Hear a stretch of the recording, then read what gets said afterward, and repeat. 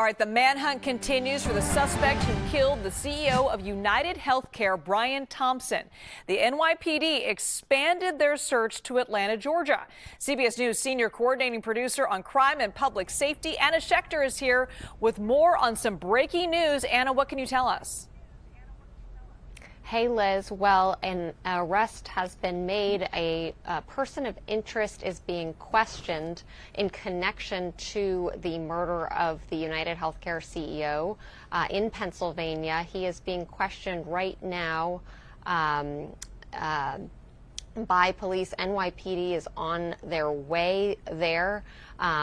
So this came in through a tip.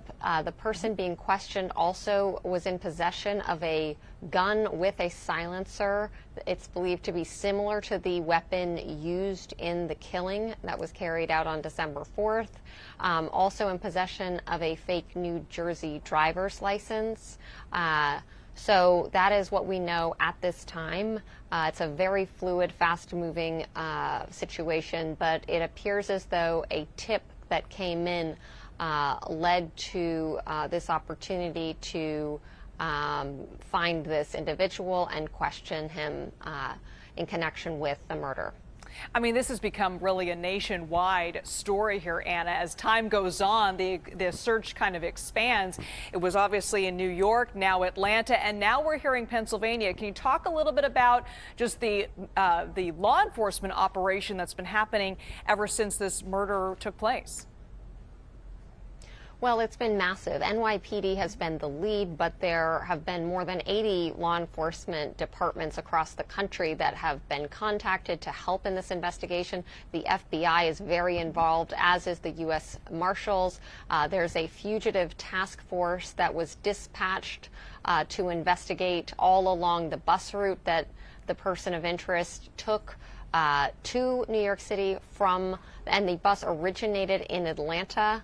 It's still to be determined if he boarded in Atlanta or on one of the stops along the way. But investigators believe that the person of interest might have left New York City that morning. He entered a bus terminal at 178th Street in Upper Manhattan at 7:30 a.m., according to surveillance footage, and there's no footage of him departing. So investigators believe that he boarded a bus and headed out of town. Now it appears that the person of interest, it's the same person that they have apprehended in Pennsylvania. But again, it's been very difficult. Facial recognition did not come through with a positive ID. Neither did DNA testing or fingerprint testing. So this has been very challenging for investigators to nail down exactly who carried out this crime, and they hope that this lead and this individual that they are currently questioning, that they will be able to wrap up this investigation and button it up as soon as possible. Liz? And I want to talk a little bit about the motive that investigators are sort of leading to this suspect, mostly from just the key pieces of evidence, which we mentioned earlier in the show are so on the nose. I mean, the writing on the bullet casings, deny, delay, depose, allegedly written on those bullet casings. Also, the monopoly money found in the backpack. I mean, it sort of reads like a TV movie here. Do investigators think that the motive is the healthcare industry and greed as a whole, or is it possible that those pieces of evidence are just a cover for something else? Well, anything is possible, as we've seen this with this wide-ranging manhunt for days. For 5 days, police really had no idea where he might be. So that is, of course, possible.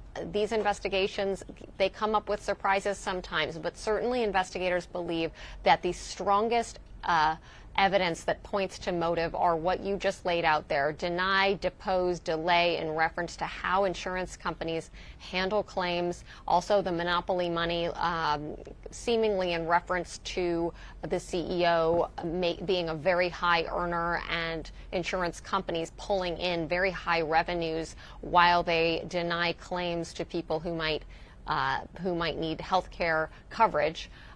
So that is the main line of questioning. Investigators, our sources told us, ruled out a connection to the family or close friend who might have had a personal grievance. That was ruled out pretty early on. Of course, nothing is ever completely ruled out, but they have been pursuing this line of questioning themselves, this investigative line on the motive being tied to how UnitedHealthcare handles claims really since about Wednesday late afternoon, once they analyzed the bullets and the shell casings at the scene of the crime, the Monopoly money in the backpack, which was found late Friday night. That just further bolstered this idea that the motive is coming from anger over how the company handles claims, how the insurance industry handles claims. All right, CBS News senior coordinating producer on crime and public safety, Anna Schecter. Thank you so much, Anna.